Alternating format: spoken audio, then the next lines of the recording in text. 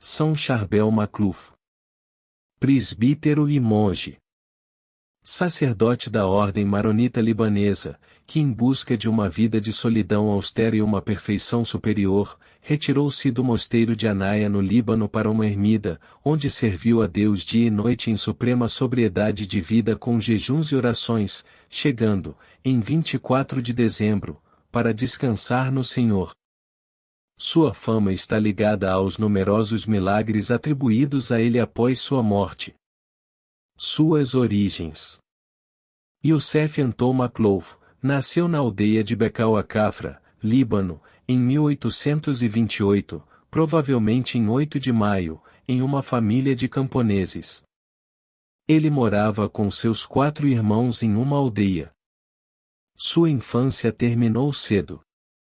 Seu pai morreu quando ele tinha apenas 3 anos, e sua mãe se casou novamente com um homem piedoso que se tornou padre, segundo o costume da Igreja Oriental.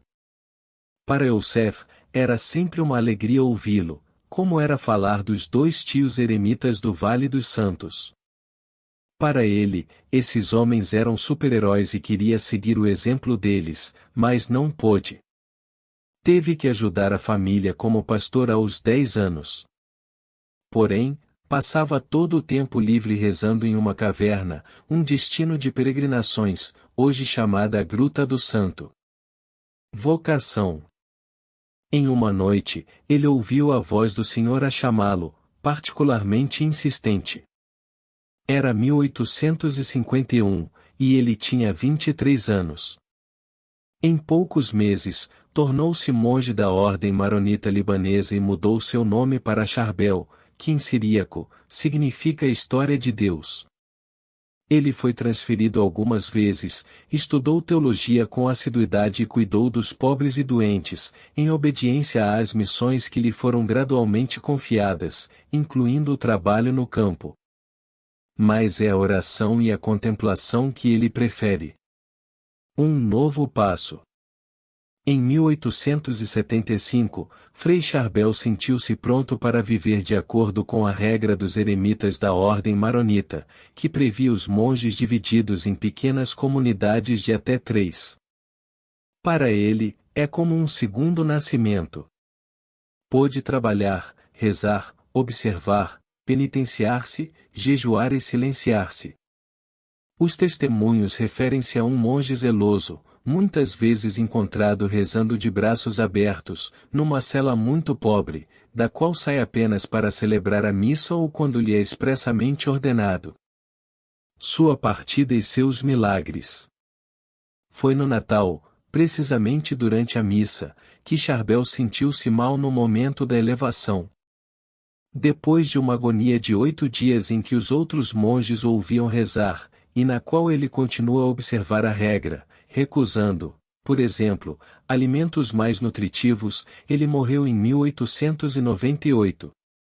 Mas a morte, como sabemos, não é o fim. Depois de alguns meses, maravilhas começaram a acontecer. Muitos monges juram ver o túmulo de Frei Charbel iluminado por luzes não naturais durante a noite. Um dia, o túmulo foi aberto e seu corpo encontrado intacto, com a temperatura corporal de um ser vivo. E isso acontecera mais 2 vezes, quando foi aberto novamente, porque o corpo exalava uma mistura de sangue e água. O taumaturgo.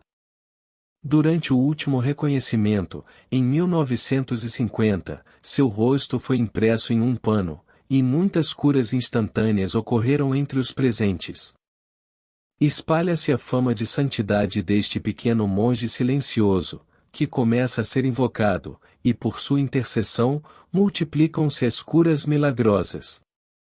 A Igreja já não tem dúvidas, é Paulo VI quem o beatifica e depois o canoniza. Assim o recorda. Ele pode fazer-nos compreender, num mundo fascinado pelo conforto e pela riqueza, o grande valor da pobreza, da penitência, da ascese, para libertar a alma na sua ascensão a Deus. Após a beatificação, o corpo de Frei Charbel já não escorria. A minha oração. São Charbel, Padroeiro dos orientais, amante da pobreza e da oração, intercedei por nossas necessidades físicas e espirituais. Alcançai do Senhor a nossa conversão e salvação. Amém. São Charbel Macluf, rogai por nós.